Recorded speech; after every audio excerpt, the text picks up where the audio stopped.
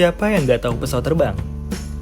Ya, transportasi udara yang satu ini merupakan salah satu transportasi yang digunakan untuk berpergian, baik untuk liburan, keperluan bisnis atau pekerjaan, pulang kampung, dan tujuan lainnya. Dengan waktu tempuh yang lebih cepat dibandingkan dengan transportasi lain, jangkauan tempat tujuan yang lebih luas pun menjadi alasan mengapa banyak orang yang memilih pesawat terbang sebagai pilihan utama mereka untuk berpergian. Dengan berpergian menggunakan pesawat terbang, teman-teman bisa membawa barang bawaan dan menyimpannya di kabin pesawat dengan maksimal berat 7 kg. Hah? Cuma 7 kg? Tenang aja, jika barang bawaan teman-teman lebih dari 7 kg, teman-teman bisa memanfaatkan bagasi yang sudah disediakan oleh maskapai. Mungkin ada beberapa dari teman-teman yang belum pernah menggunakan bagasi pesawat atau masih bingung apa aja sih yang perlu diperhatikan ketika kita ingin menyimpan barang bawaan kita di bagasi pesawat. Nah, untuk itu, saya mau membagikan beberapa tips nih yang berguna saat teman-teman ingin menyimpan barang di bagasi pesawat.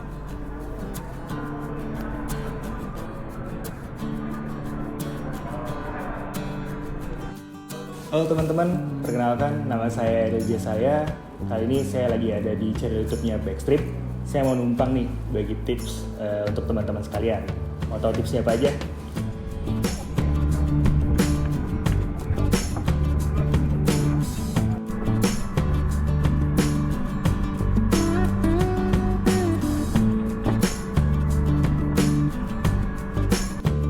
Nah, tips yang mau saya bagikan sekarang adalah tips bagaimana membawa barang bawaan atau koper yang akan teman-teman taruh nanti di bagasi tercatat ketika teman-teman melakukan perjalanan menggunakan pesawat terbang.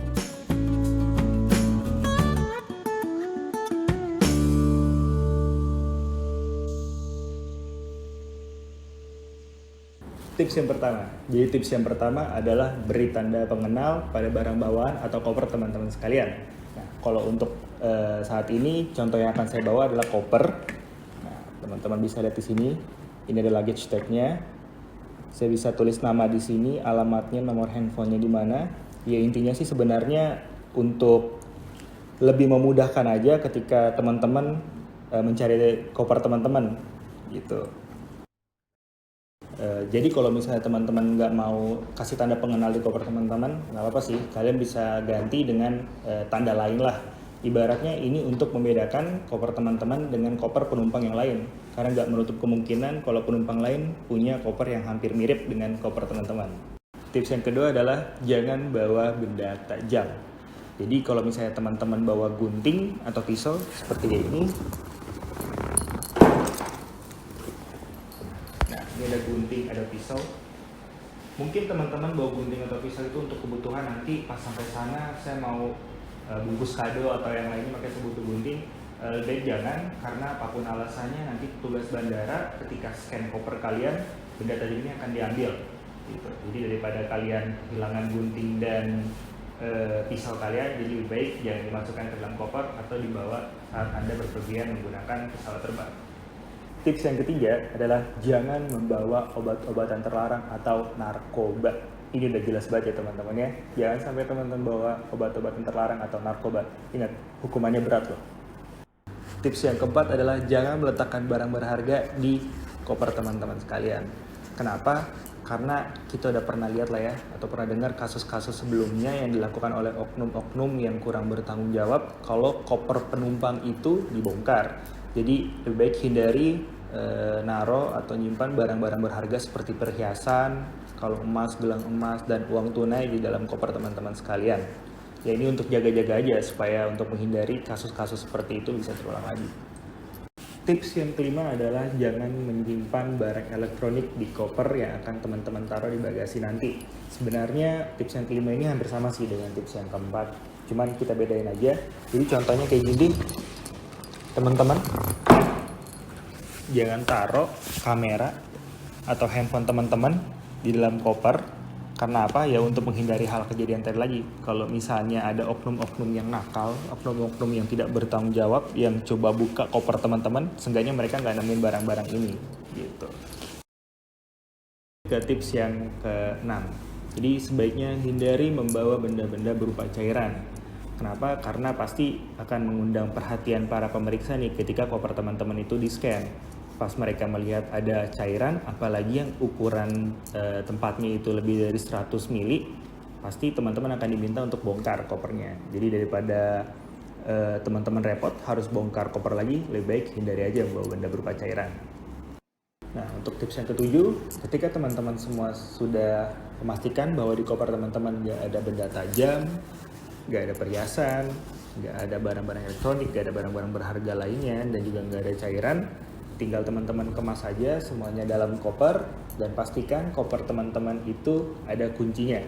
Nah, saya pengen nunjukin ke teman-teman kalau koper saya kebetulan itu ada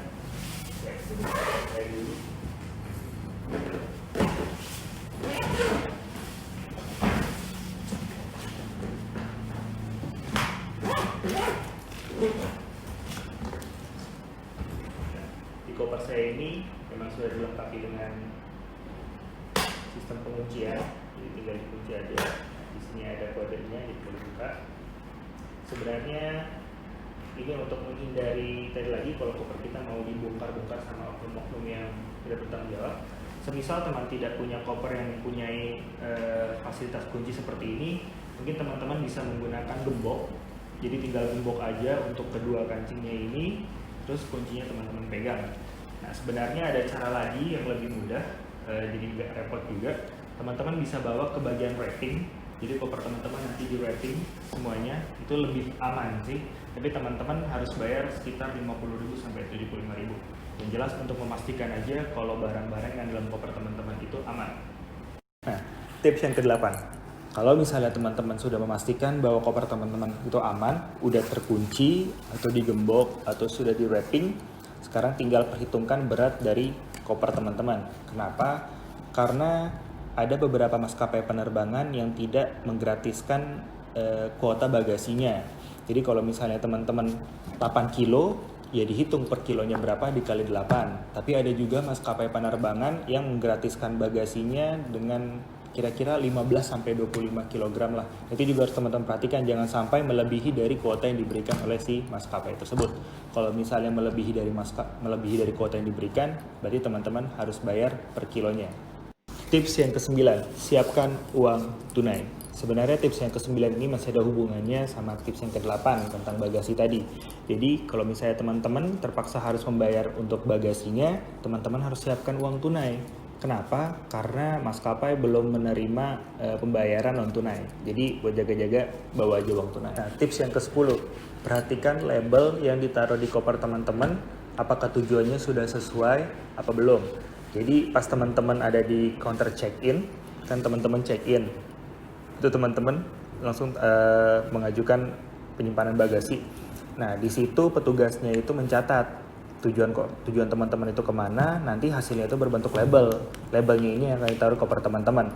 Nah, pastikan aja kalau labelnya ini sudah sesuai sama tujuan teman-teman. Apalagi untuk teman-teman yang transit. Teman-teman perhatiin nih, udah sesuai belum? Kalau di sini contohnya adalah saya ke Pomala dan Ujung Pandang. Nah, saya transit di Ujung Pandang baru ke Pomala. Jadi di sini pastiin aja kalau dua-duanya ini memang sudah sesuai. Jangan sampai kalau di sini cuma Ujung Pandang, padahal teman-teman tuh nanti sampai ke Pomala. Nanti kopernya bisa-bisa nggak sampai ke tujuan akhir teman-teman. Gitu. Jadi perhatikan labelnya apakah sudah sesuai dengan tujuan teman-teman. Oke, tips yang ke-11 adalah simpan label bagasi teman-teman. Nah, biasanya petugas ini naruh label bagasi teman-teman itu di boarding pass kalian. Jadi jangan sampai label bagasinya ini hilang. Kenapa? Karena pada saat pengambilan koper nanti ada petugas yang memeriksa nih, cocok gak nih kopernya sama label teman-teman pegang gitu. Jadi sebenarnya ini untuk mastiin juga kalau si penumpang ini tuh nggak bawa koper yang salah. Jadi pastiin ya teman-teman, labelnya jangan sampai hilang. Tips yang ke-12. Jadi gimana kalau misalnya bagasi teman-teman hilang? Jadi teman-teman udah nunggu nih di konveyor, kok koper saya nggak ada, kok apa jangan-jangan diambil atau nyasar kemana. Nah teman-teman bisa ke aviation security atau ke maskapai penerbangannya. Nanti teman-teman tinggal tunjukin boarding passnya sama label yang tadi saya sebutkan sebelumnya, label bagasinya. Makanya jangan sampai hilang tuh teman-teman. Di boarding pass sama label bagasi itu nanti tinggal teman-teman tunjukin dan teman-teman bilang kalau teman-teman belum mendapatkan koper teman-teman.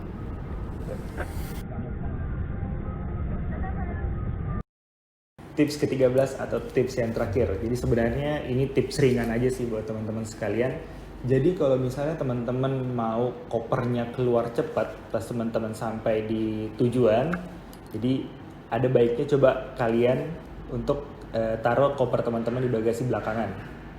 Biasanya sih nanti pas teman-teman sampai di tempat tujuan, bagasi teman-teman bakal cepat duluan keluar. Satu lagi, hampir aja saya lupa. Jangan sampai teman-teman ngambil barang bawaan atau koper milik penumpang lain ya. Jangan sampai, nanti ketahuan.